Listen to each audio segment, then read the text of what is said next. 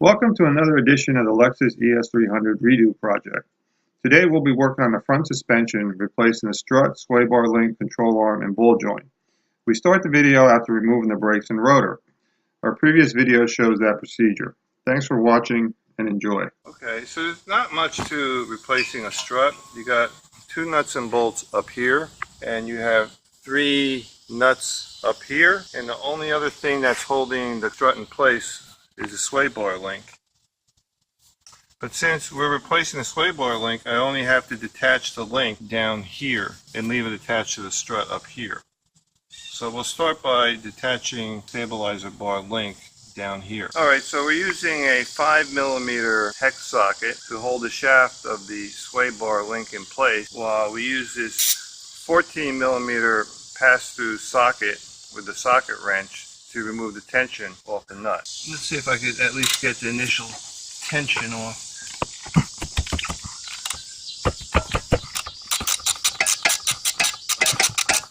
Okay, I didn't have to use the hex socket. The nut's coming off without much resistance.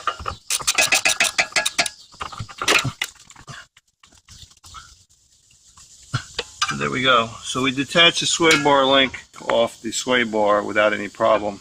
Usually I have to hold the sway bar shaft in place with this, but it just came off.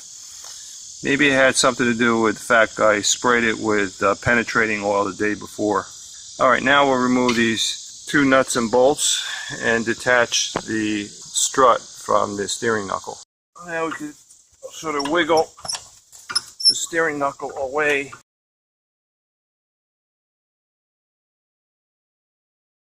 Now we go on top and remove the 3 nuts that hold the upper strut in place. Before I remove the last one, I'm going to put my right hand, hold the strut so it won't collapse while I take this nut off.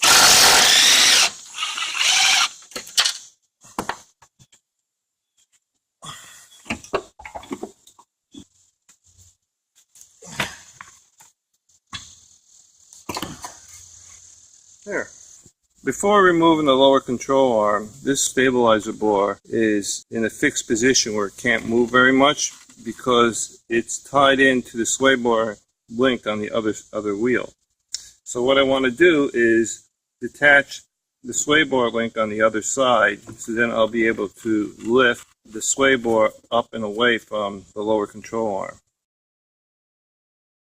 Now with this removed, you can see how the sway bar can be moved up and down. So I'm just pushing this up so on the other side it won't get in our way.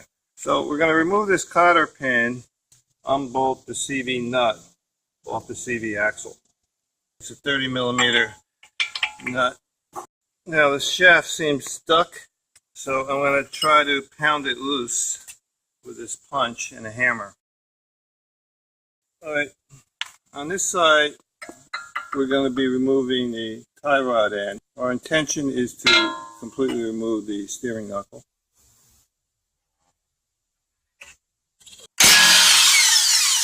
So applying some hammer blows over here, we should be able to vibrate the outer tie rod end off.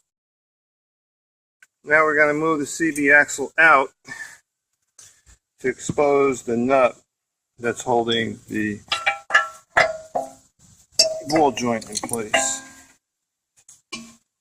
We have this dust shield in the way, we have to pull that out.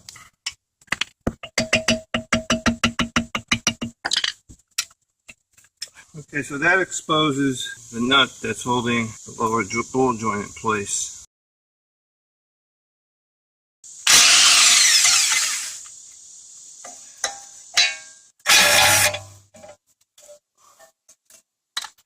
There we go.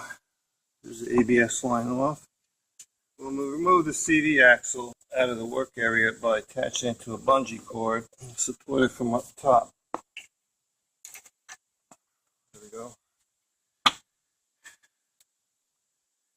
So the only thing that's holding the steering knuckle in place is this ball joint. So we'll apply hammer blows to the steering knuckle over here, and that should vibrate it off.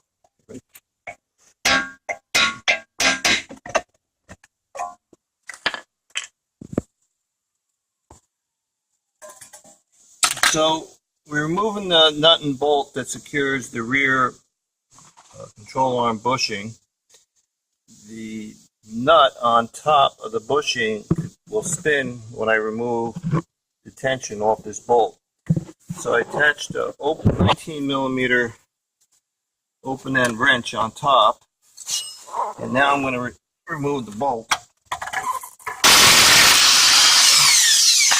Now the front bushing is secured by two 19 millimeter bolts. We'll remove that right now. Now the whole thing should just slide right out. It's usually the back bushing that goes bad. So this one doesn't look too happy, which is why we're replacing it. This is a new control arm. We don't need this component over here. It's for a stabilizer bore attachment on a different model car, so we don't need this. We'll be putting on a new ball joint.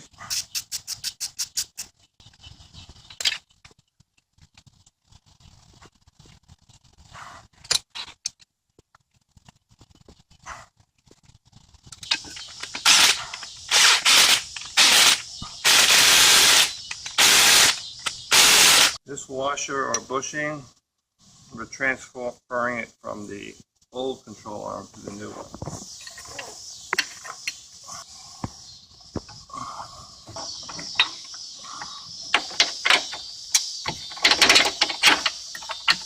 Okay. So we have the nut up here. We have that in place, and we'll just torque it on.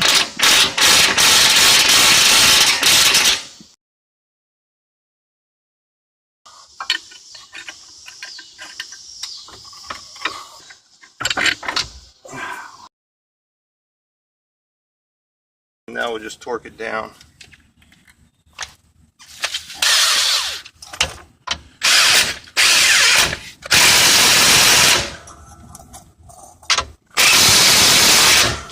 And now we can apply the final torque on the rear bushing. Now we can put on the steering knuckle over the new lower ball joint and position the CV axle into the steering knuckle. Let's put back in the dust shield. Make sure the hole's lined up for the ABS.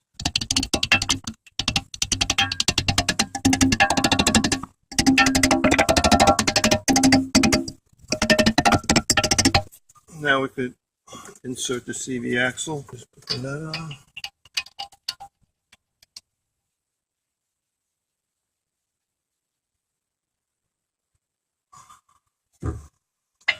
Okay, we're going to attach the tie rod end.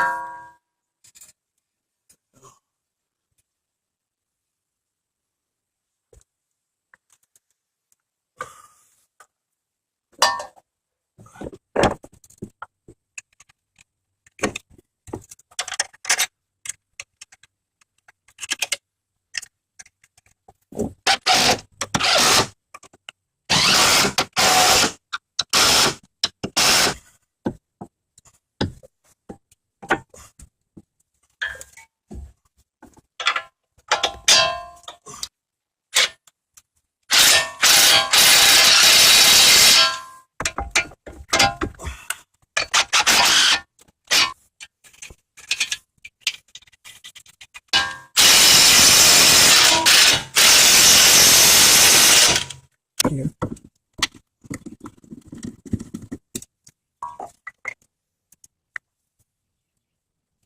Over here. Connect this ABS line back up.